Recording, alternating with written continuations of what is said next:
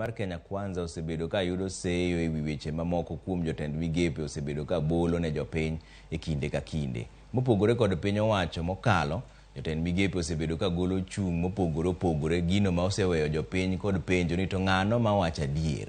Jafwambo marwa mar siasa Chris Owino kolonwa kaka tend Kenya Kwanza tayo chenro mage kachiel gi kawo chung' mopogore e wi weche mag chenro margi. E kor juma mokalo, oganda jo Kenya ne oyudore kinda kur gasumbi e wi medruok mar nengo mafuta bang' piny owacho mar Kenya Kwanza. Medruok mar nengo mafuta bang' piny owacho mar Kenya Kwanza wacho ni onge gima ginyalo timo e duoko piny nengo mafuta e pacho kae. Jatend migawo mar teko Davis Chirchir ne onyiso komiti mar od bura mochung' ne teko ni medruok e nengo mafuta en midhiero mokwako piny mangima, kendo nyiso oganda jo Kenya mondo oikre ne kinde mapek e dweche mabiro. Seyo imedo chwalo ne sirkal ni chal ka gima giketo oganda jo Kenya tenge. Watwa kod Peter Odoyo makinde mokalo ne en jalup jatend migawo e sirkal mar mosenindo Mwai Kibaki. Jolony mamoko to wacho ang'o? Ko yire ka rais kata cabinet minister ichalo baba gi mama, in gi nyithindo matindo, onge chi biro tango lwete de nyithindo matindo aonge pesa chiemo. Omiyo ng'ato kosebedo rais ma Kenya kendo osebedo minister ma Kenya, ok dhi tangri ni mano wacho okateo mshahara ticham waketi ka jamni dhi winji dhi ting'no pek, iluongo ni invincible weight. Koro kama mafuta beche tek Tanzania kata beche tek South Africa kata Uganda, mano ok ochunowa. Sirkal ok wayier mondo explain nwa gimomiyo bech mafuta tek. Sirkal wayiero mondo kelnwa solution sama wan gi tabu. Weche ma ipuso kod jotelo mag migepe bende osemiyo oganda jo Kenya penjo mathoth. Ranyisi en jatend migawo mar ohala Moses Kuria manyocha othiano ne jopiny maywago dok chien e nengo mar mafuta ni okuny kisima maggi. Gimoro nitie ma okoso kuom jotelo mamoko, ok jotelo te mag Kenya Kwanza, to jotelo mamoko machiel kuom gen Moses Kuria. Gima kizungu luongo kata dhongere luongo ni emotional intelligence.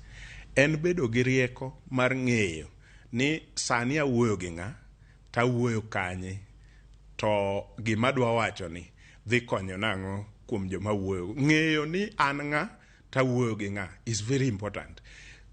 Mano nikech mano emomiyo gibiro wuok e wuoyo kaka ne giwuoyo campaign, to koro giwuoyo kaka joma osekawo tich kendo tiyo. Maga chief kuom tabu wan godo kuom sirkal masani kuom cabinet ministers ma are not sensitive o ging'eyo ni jopiny nigi tabu, wadwaro sirkal manyalo winjo ywak ma jopiny. Nyiso ni inbe nyaki appreciate ni japiny winjo pek. Jotend migepe mag Kenya Kwanza bende osebedo kaka ochung' mopogore e wi wach achiel kata odoko ni ginie sirkal achiel.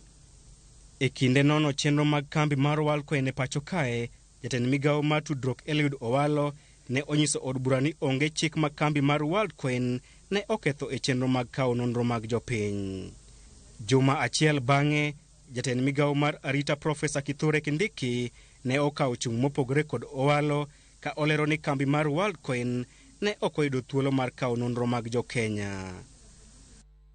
But sani yudo ni ng'ato loso for the president, ng'ato loso for the other head of the public service, ng'ama loso the whole government en ng'a.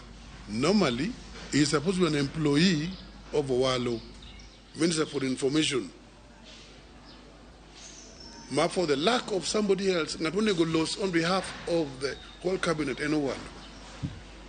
And it's about information. Information to who? To the public.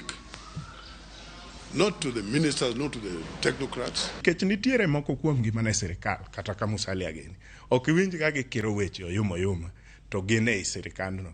Nyiso ni jok mwawinjo ka kiro weche gina jok ma kitgi en kiro wach. To ma otimore nikech President William Ruto nokawo josiasa oketo executive koparo ni bedo gi josiasa executive bro konye timo siasa maber ka gidhi nyime. Chris Owino, Ramogi TV, Nairobi. Mane mbaka mobrogo gi jaduong' Charles Owino to sechopo e studio